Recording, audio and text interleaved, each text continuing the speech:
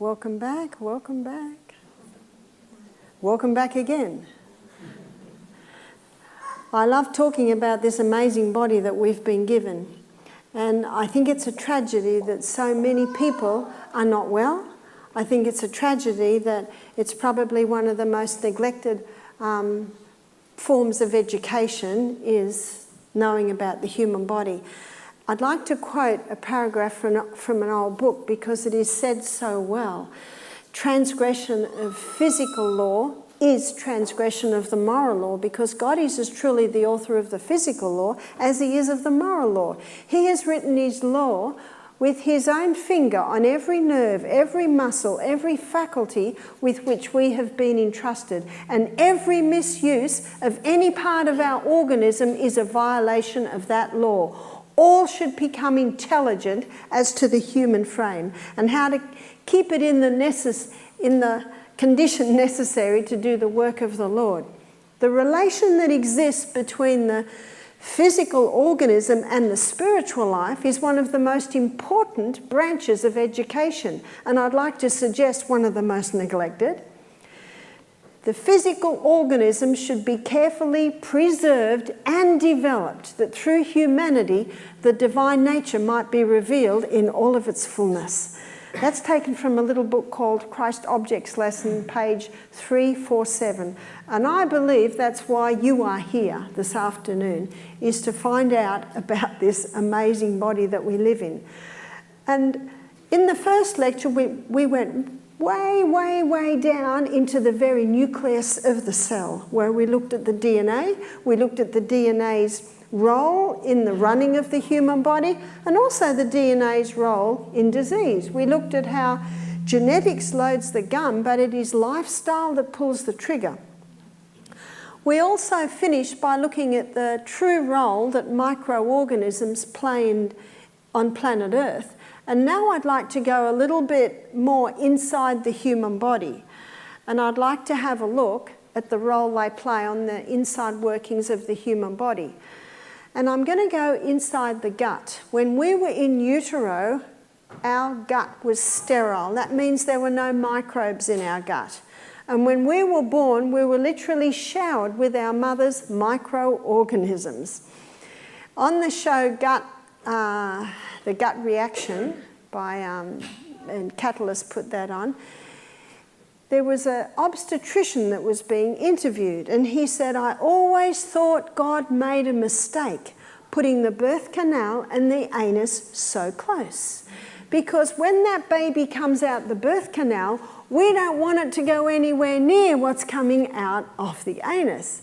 And you may remember, those of my era, that 40 years ago, 50 years ago, whenever a woman went in to have a baby, they gave her an enema to try and clean out that canal as much as possible.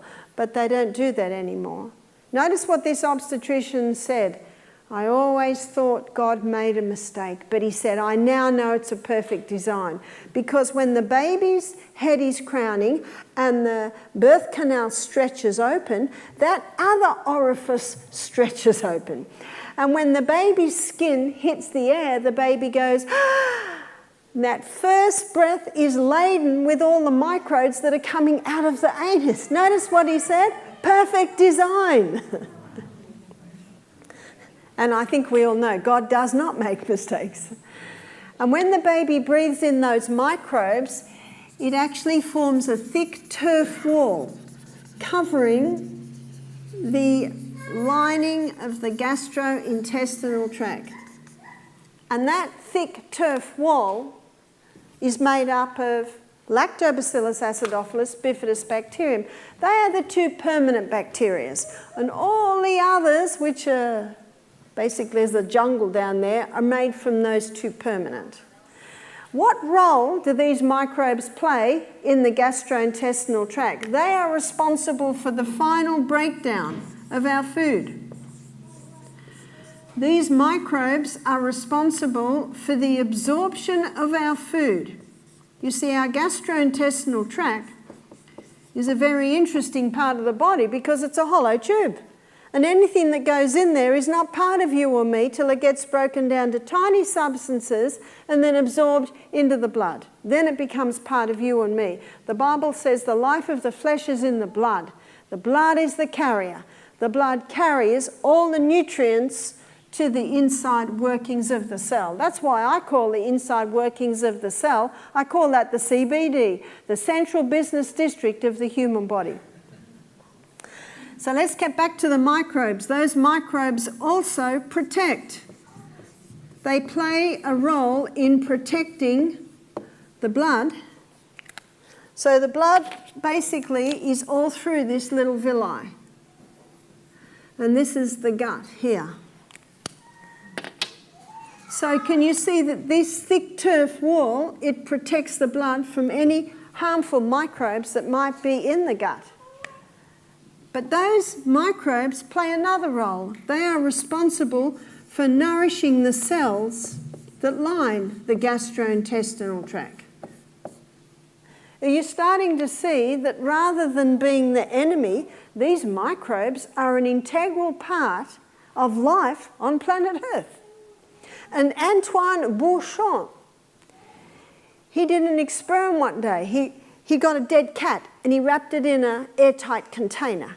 He came back 4 months later, opened the container, it was full of dust.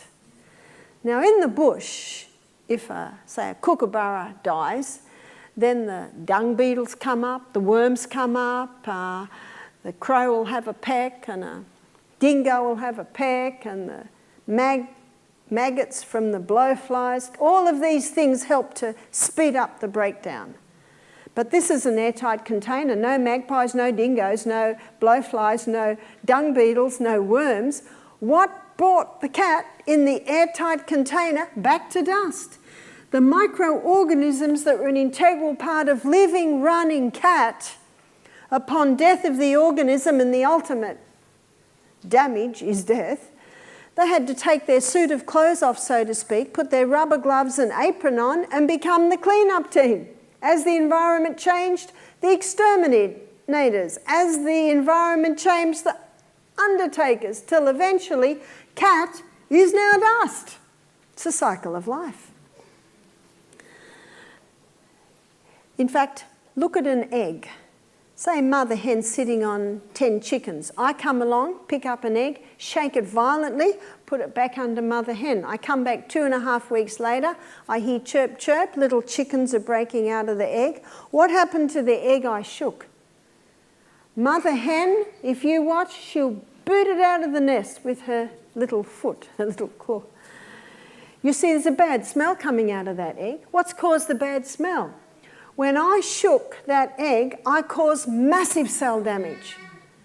Now, the microorganisms that would have been an integral part of developing little chicken have to put their suit of clothes off, so to speak, put their rubber gloves and apron on and become the clean-up team. Then the exterminators, then the undertakers. These microbes change roles according to the environment. Till eventually, dead cat, matter, was brought back to dust. It's the cycle of life. With great excitement, Antoine Bouchon got the dust from the dead cat, put it under his microscope. It was alive with microorganisms. They now are waiting in the dust for their next role. And isn't that why we have, we'll do it here, compost bins. Here's a plant in my garden. So I'm not a very good drawer. Maybe it's my celery plant. And here are the roots underneath. And I put compost into my soil.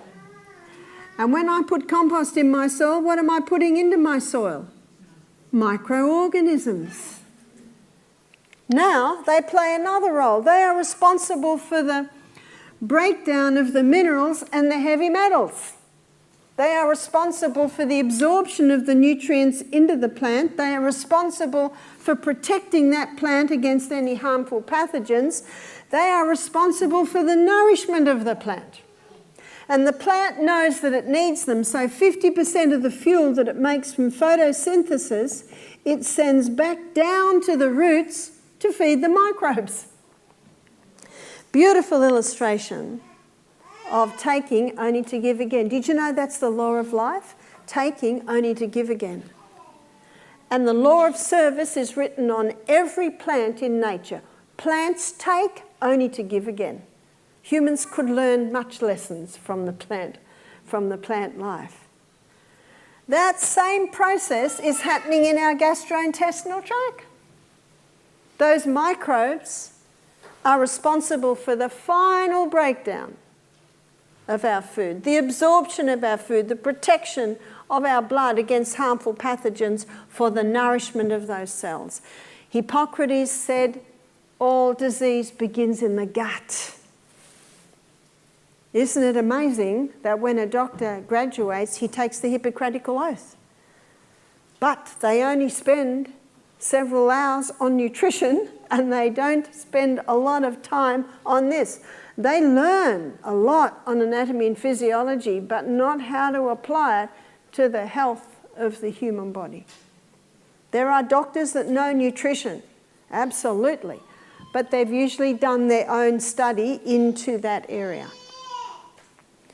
So these microbes aren't our enemies. If they are out of control, we have to ask, why are they there? And remember, they're just opportunist organisms. When I was a child, I used to get bronchitis a lot. And then when I nursed, I didn't live a very good life. I didn't become a Christian till I was probably my 3rd year as a mother. And I used to get bronchitis. And when I started coughing up any yellow lump, I would immediately think, I've got an infection. I must go to the doctor, and what would he give me? Antibiotics. This is the germ theory.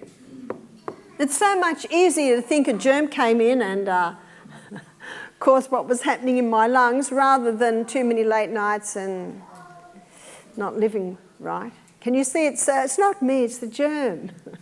It's not me, it's my DNA. Let's have a look at what an antibiotic is. Notice what the word means. Anti means against. Biotic means life.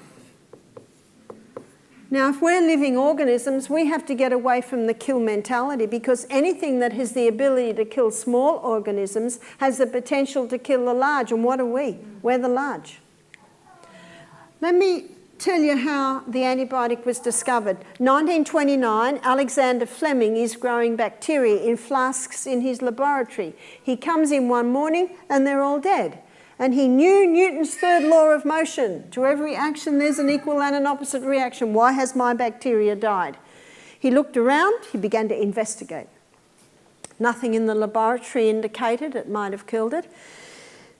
The window was open, there was light streaming in the window, and he noticed dust on the sun's rays. He looked upstairs. In the next window there was a plate of fruit, and on the plate of fruit there was a mouldy orange. Do you remember the story from school days? The mould dust came down, settled on his bacteria and killed it. Alexander called the mould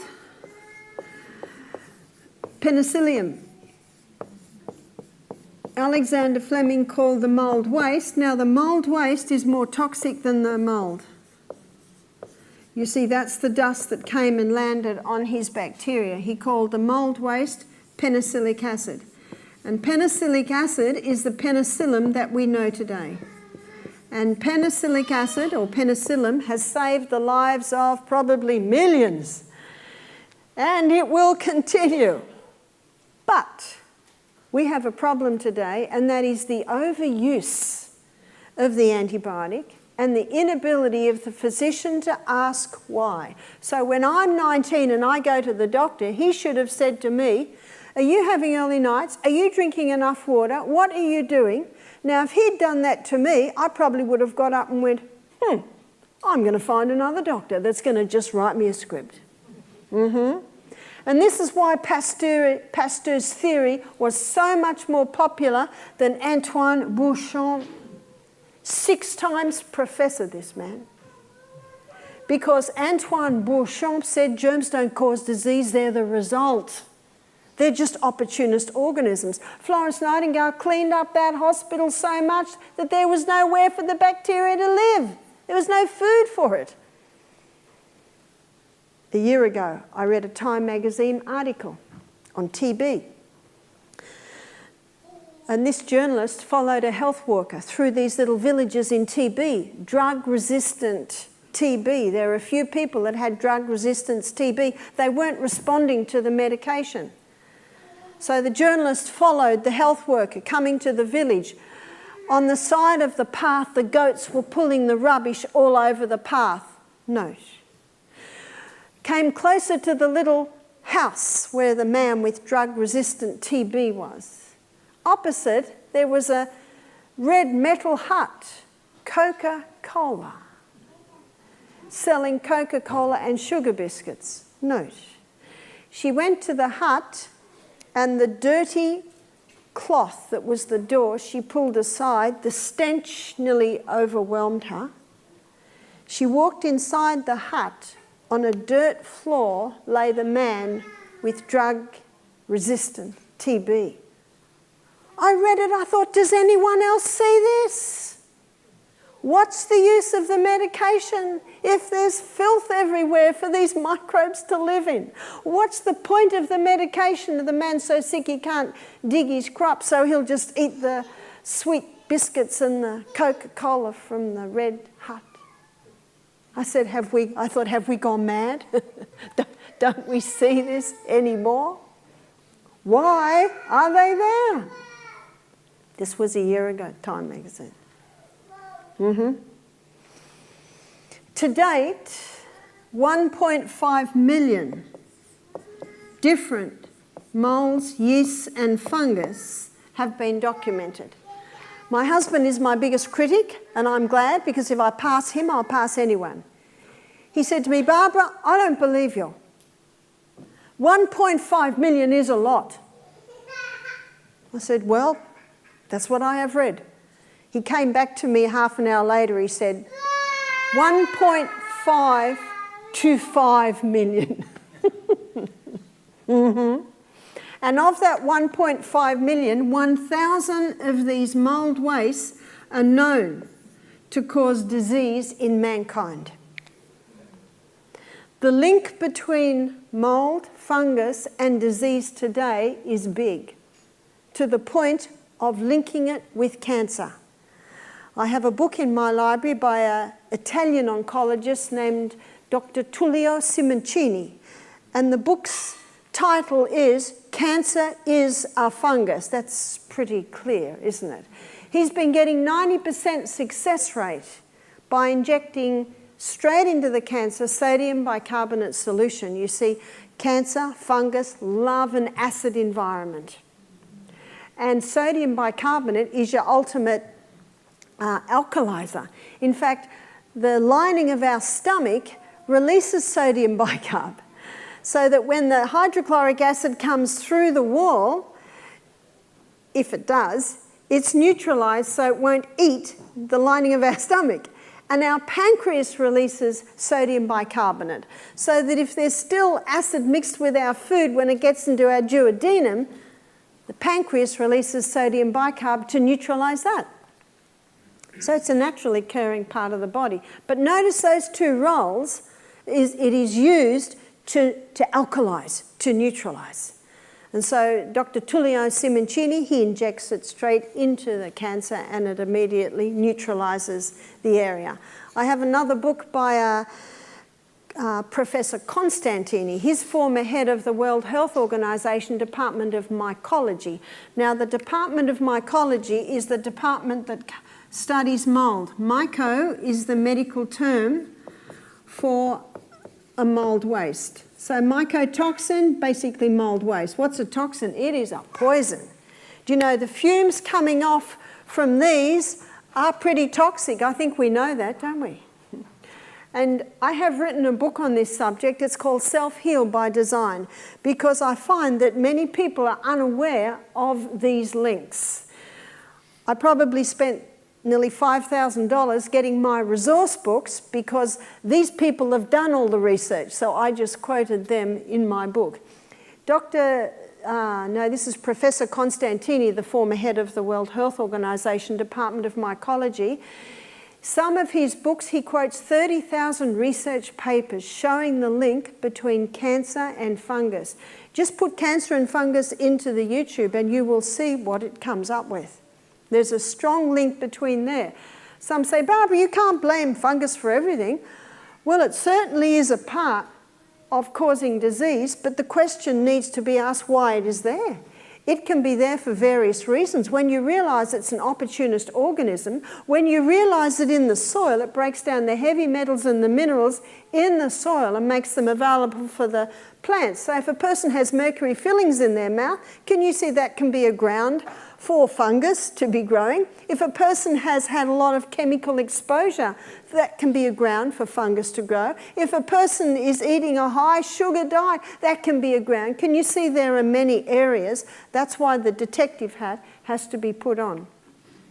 How can fungus get into the body? It can get in through 4 ways. Number 1, it can be breathed in. Never breathe in mould.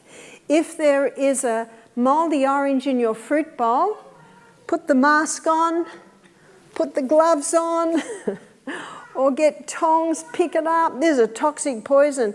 Put it in a paper bag, screw it up. If you want to know how toxic mould is, do a Bible study on it. The King James Version calls mould leprosy. It says leprosy in the house, green and yellow streaks. What's green and yellow streaks? Have you ever seen the lentil stew in the back corner of the fridge that's got green and red streaks? Been there a bit too long. And how do you know it's been there too long? You open the fridge and what does your nose tell you? You see, you're the doctor, your nose will tell you. The Bible calls, in the King James Version, leprosy in the house, leprosy in the clothes, and leprosy on the skin. If you go to the New International Version, it's the same word. They've interpreted leprosy in the house as mildew, leprosy in the clothes, mildew, leprosy on the skin are infectious skin disease. But if you were to do the same interpretation, it should be mildew on the skin, because it's the same word. But it's not technically. Right. If you go into a medical dictionary and look up myco, you will find myco before many diseases. I have a book at home called Clinical Mycology, the study of fungus. And it's written by 4 doctors. It cost me $500. It's a medical textbook. And every chapter shows the fungal link with disease. So it has been medically proven, but very difficult for the pharmaceutical companies to acknowledge that, which play a large role in medicine. Because if cancer is a fungus, and if fungus plays a role in the majority of diseases, then medicine would have to acknowledge that some of their main medications are putting it into people. Antibiotics, how many people take an antibiotic and get a thrush? Because what's an antibiotic? It is waste. Do you know the human body can cope with 2 courses in a lifetime? A moment's silence for you to digest that one. Antibiotics, statin drugs are fungus-based. Your cortisones, contraceptive pill, all of these things are feeding or putting the fungus into the body. So then the $1 million question is, how do we get it out? First of all, 4 ways to get it in. Ingest it through medication or through food or through blue vein cheese. What's the blue in the blue vein cheese? It's mould. When I was a little girl and the bread was mouldy, Mum would say, don't worry about it, it's just penicillin. Well, it's actually not quite like that. So it can be ingested, it can be breathed in. If there's mould in your house, you've got to assess that. 3 years ago, SBS had a show called Is Your House Killing You? I don't know if anyone saw it. We have the 2 DVDs at our health retreat, 7 shows, and whoa, It's a real eye-opener. So you can ingest it, you can breathe it in, don't touch it. It can get through your skin. That's why you never pick up a mouldy orange. Don't touch it. Don't touch it. It'll get in. And sexually, most sexually transmitted diseases have a fungus base. Now the million-dollar question is, how do we get it out of the body? You have a secret weapon, and it's a strong, potent fungal killer, and it's called hydrochloric acid. If a person's hydrochloric acid is strong, even if they were to eat mouldy bread, it would wipe it out. But most people don't have strong hydrochloric acid anymore because they stress all the time, that drops it. They drink lots of water with their meals, that washes it away. They're eating every couple of hours, that overworks it and exhausts it. Did you hear all that? How many Aussies get a tick for all of those? But let me show you how you can get this out of the body. Number one, starve. What's fungus's yeast's favourite food? Sugar. We had a lady come to our health retreat. She rang me up last week. She said, you know, it's been 5 years. She came to our retreat, so it must have been 5 years ago. She said, I have 3 big tumours in my abdomen. She was, I think, early 60s or late 50s at the time. She said, the doctor said to me, you've got to start chemotherapy immediately. Do you know it's a gamble with chemo? They just hope that more of the cancer cells get killed than the good cells. And I'm afraid the survival rate is not very good. If someone survives 5 years after cancer and they die 2 days later, they're considered a cure because they made 5 years. You've heard the old treatment. Treatment was successful, but the patient died. You know, there's a human being here. We've got to keep that. If the human body was designed to heal itself, what we need to do is understand how it works and how we can build up the body to do it. So Elizabeth, and she doesn't mind me using her name's Elizabeth Cott from Melbourne. She said, I didn't like what they told me. So she said, a friend of mine gave me a DVD of yours on how to conquer cancer. She booked into Misty Mountain Health Retreat. She came for 2 weeks. She went through the program, which I'm going to define as I go. She said to me, I'm a vegan, I'm a vegetarian, but she said, I think I've found out the cause. She said, I'm the pavlova maker for our church. She said, I make pavlovas this big and I put 16 cups of white sugar. Think of that next time you're offered a slice of pavlova. I had some visitors come between Christmas and New Year and they bought a pavlova. I ate the fruit on top. Knowledge is easy to him that understands. When I understand what sugar does, when I understand how much is in that, I say, oh, no, thank you. I'll enjoy the strawberries on top. So you've got to starve it. All sugar must stop. And what we did with Elizabeth was for 6 weeks, no fruit. One lady said, but fruit's good. I said, it's fantastic.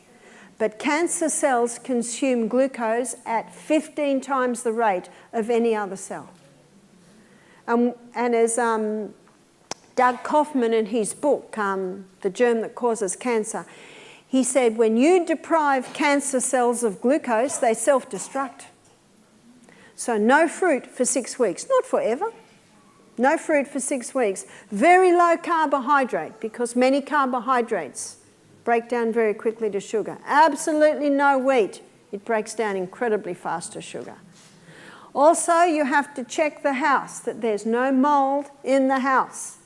One lady that came to us with breast cancer, as she heard the lecture, she went, oh dear. And the other guest said, what is it? And she said, my house, the roof in every room is mouldy, particularly my bedroom. What's she breathing in while she sleeps every night?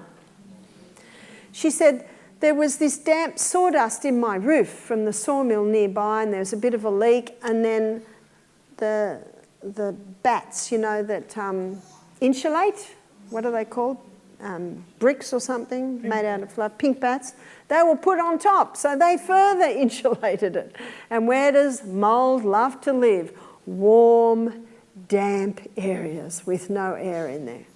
One of the ladies said, "You've got to get out of that house." She said, "Oh, but the rent's so cheap." You've got to make a decision on these things. So what fungus loves is sugar, high sweet, other molds and yeast. So this means no peanut butter. If you're sad at the thought of that, try macadamia nut butter, try almond butter, try cashew butter. But mold grows very, very easily on peanuts. You see, they're not a nut, they're a legume. They grow in the ground. In fact, we had a guy do our program. He said, "My mate did his thesis on mycotoxins." Remember mycotoxins, mold waste? Do you know where he did his thesis? Kingaroy. What grows in Kingaroy? Peanuts. If you grow peanuts, you harvest them, you dry them, you slowly bake them, and you grind up peanut butter. You can eat that peanut butter. But you see, 75% of Australians live in the city, and it's in storage that the problem arises. Cold, frosty morning, hot, sunny day, what's building up in the silos is moisture. You talk to anyone who's lived out west in the silos, they commonly are lined with mould. Number 2, so that's the first thing, starve the fungus. So what Elizabeth did, she went fruit-free for 6 weeks, no honeys, no sweeteners at all. She had a lot of vegetables. She had legumes every meal. She had nuts and seeds. Lots of different vegetables, lots of different legumes, so you can have a nice variety.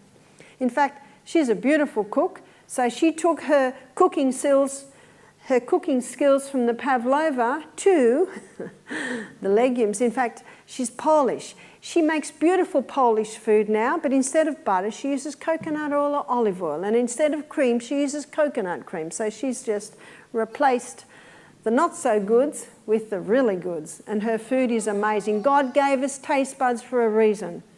Food should taste fantastic, but it should be such that it's going to contribute to our healing. So Hippocrates' statement, let food be your medicine. And that's a very important part of it. Number 2, kill. I do think we've got to get away from the kill mentality, but there are herbs that will kill the fungus and won't kill you. In Psalm 104 verse 14, the Bible says that God gave herbs for the service of man. I love that verse. We're here to serve you. Where would you like us? Garlic is a potent fungal killer. Grapefruit seed extract, another strong one. Olive leaf extract. In my book, I give a whole list of all the herbs. And what Elizabeth did, every 2 weeks, she'd do another herb. The body gets used to things, so you keep changing the herbs that you do. Number 3, balance. Flood the gastrointestinal tract with the good guys.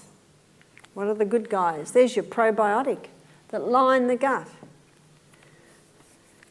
Probiotic means for life. And you can get some very nice vegetarian probiotics.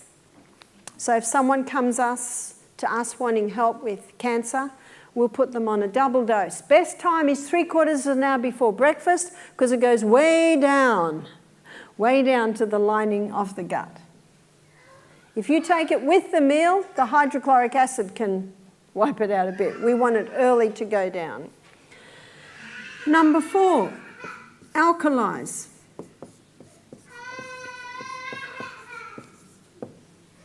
Cancer loves acid, loves an acid environment. So how do you alkalize? You can go to YouTube, put Barbara O'Neill, YouTube, acid alkaline, and you'll get a 50-minute presentation on the acid alkaline foods. But basically, greens and vegetables are very alkalizing, and there are some legumes that are alkalizing. So what we do at our retreat, and when Elizabeth came to us, we gathered wild greens. This is stinging nettle and pumpkin tips and dock, all your edible greens that just grow wild. And we blend them with water, and then we strain them. So she drank 1 litre of green water a day, and this is alkalizing from the inside. So there's the green drinks. Now, when Elizabeth left us, she didn't have a big property and garden like ours to do that, and so she would just take green barley. So green drinks. Now, we are unable to inject sodium bicarb straight into the cancer.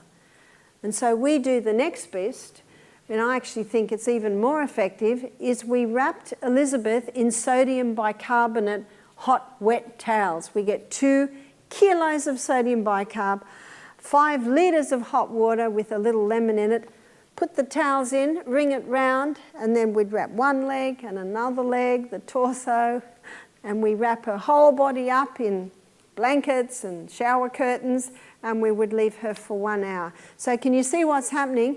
The body's taking it in through the skin, she's drinking it from the inside. We're actually making it impossible for cancer to survive in her body. Can you see how we're coming at it from the food, from the herbs, balancing the gut, alkalizing? So the sodium bicarb. The only time I would advocate drinking sodium bicarb is if the person had stomach cancer. And even then, you wouldn't drink it near the meal because you want a nice acid stomach to break your food down. So maybe just before bed or first thing in the morning, that's the only time I would advocate drinking it. So we gave her 5 sodium bicarbonate wraps the first week. They are an hour long. It's a specialised treatment, needs 2 staff members to administer it, and then the next week another 5. She was with us for 2 weeks. She went to the doctor 3 months later. The doctor looked at her blood tests and he said, "Come and see me in 6 months." Now what did he say to her on the first visit? "You got to start chemo straight away." All her cancer markers were down. Her inflammatory markers were down. She rang me up, she was excited. So she went back 6 months later, so this is 9 months after the program. Meanwhile at home, she can't do the sodium bicarbonate wraps, but there's no need. She had a good kickstart with us. She had the green drinks, taken the probiotic, the different herbs. She was on the specific diet. By now, she's eating low GI fruits like Granny Smith apple, grapefruit, maybe some berries. She went back to the doctor, so this is 9 months later. He said, "One of your tumours has gone." He said, "It is totally gone." He said, "I cannot understand it." By now, she's lost weight. She's in her new Pierre Cardin suits. She's off all her other medication for all the other bits and pieces. She said, "I'm early 60s. I feel better than I felt when I was in my 40s. She went, so now she only has to go every 9 months. Next time she went, another tumour had gone. They cannot understand it. It's several years later now. She said to me, "I have, 1 tumour is still there, but the doctor said it's not doing anything." In fact, Dr. Nicholas Gonzalez, I don't know if anyone is familiar with Dr. Nicholas Gonzalez. He has written a book on cancer. Unfortunately, he has passed, unfortunately under questionable circumstances, but he lived in America. I read an interview of him, and the interviewer said, "Tell me about your cancer cure rate." He said it's like this: if a diabetic eats right, lives right, they can control their diabetes. He said it's the same with cancer. You see, the body can heal itself. Whereas if you give it the right conditions. She gave it the right conditions and she got the result. She said, "The last time I went to see the doctor, the oncologist was there, the specialist was there. They can't understand. They can't understand what's happening. All her cancer markers are right down." But what Nicholas Gonzalez also said, he said, "I know people, it's 5 years later, all the tumours are gone." He said, "I know other people, the tumours are not gone, but they're not doing anything." He said, "I can never predict." He said, "I can never predict." Some people, I find, they're held back by rotten teeth, by mercury, different ways that they can affect. Number 5 is ORMUS. ORMUS is orbitally rearranged monoatomic elements. Now what ORMUS is it's minerals that have been dropped out of seawater in a monoatomic form. And the research coming from America now shows that these minerals in their monoatomic form are able to heal DNA damage.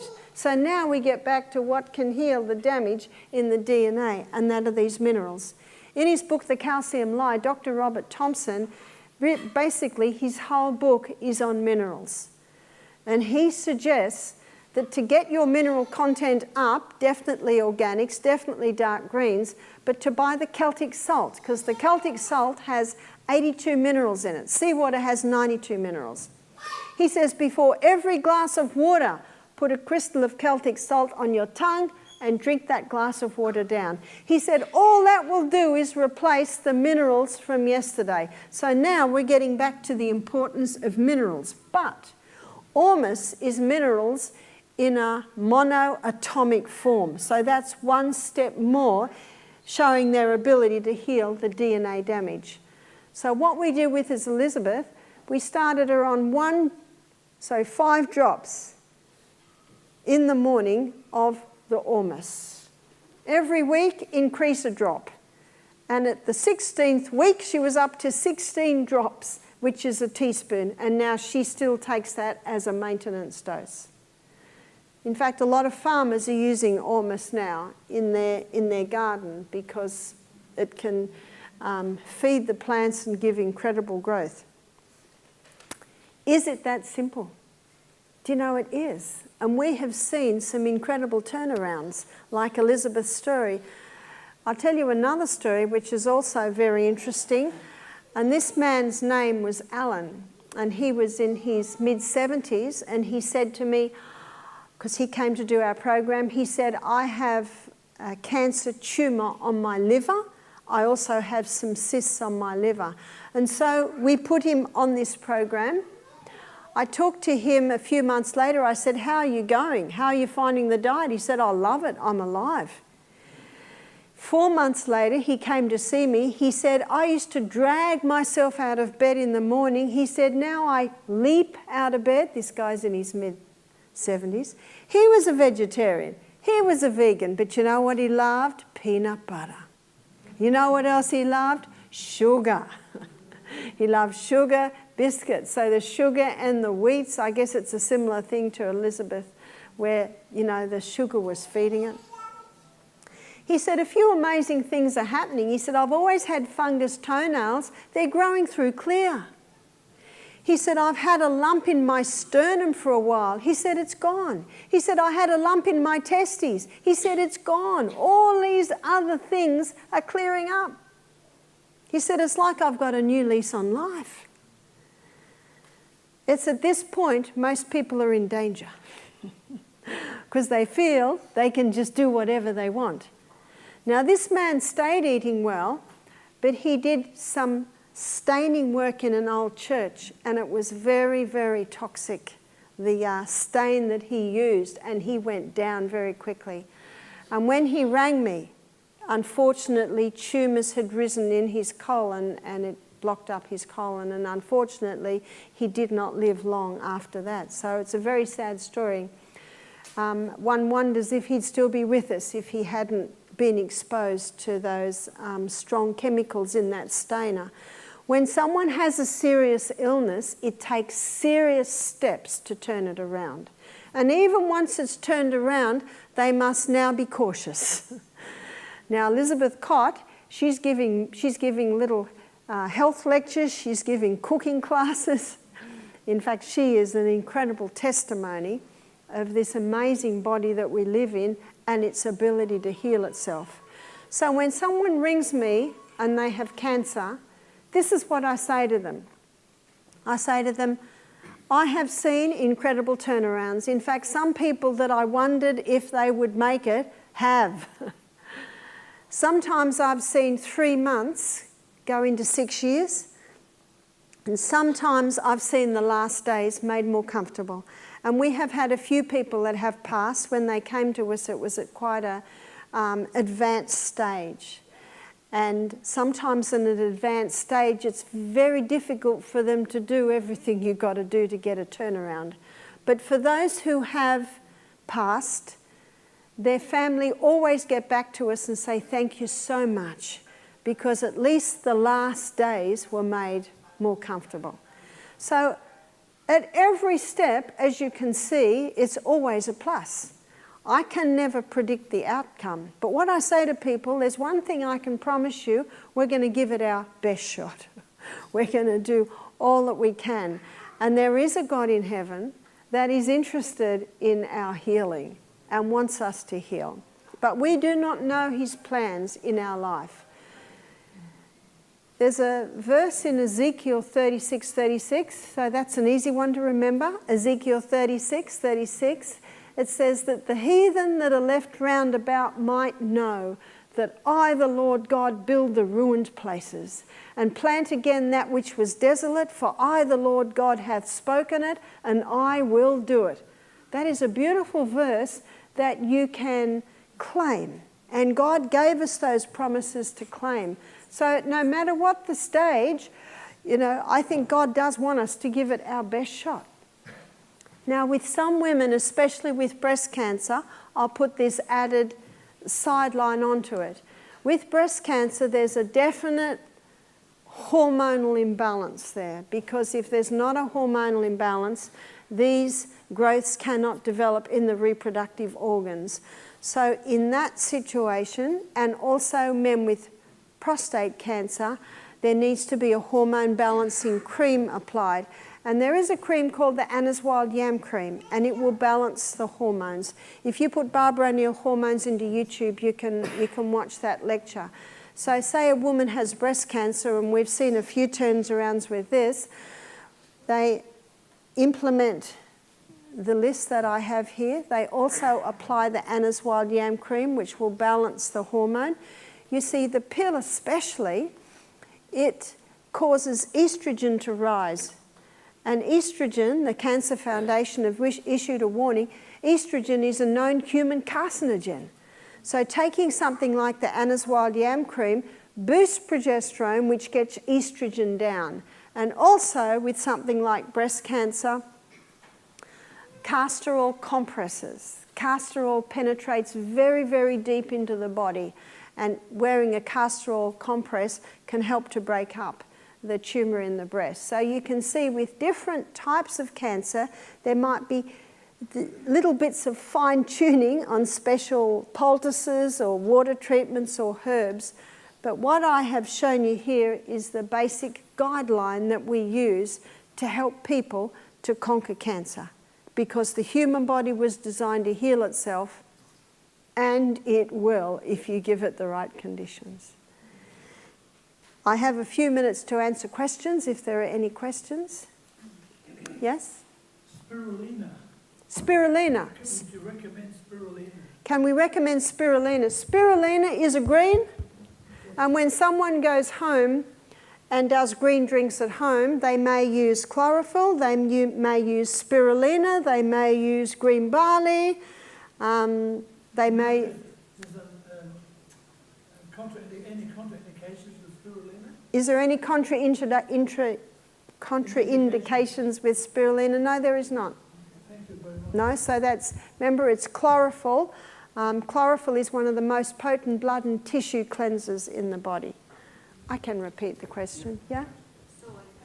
Soy, question on soy.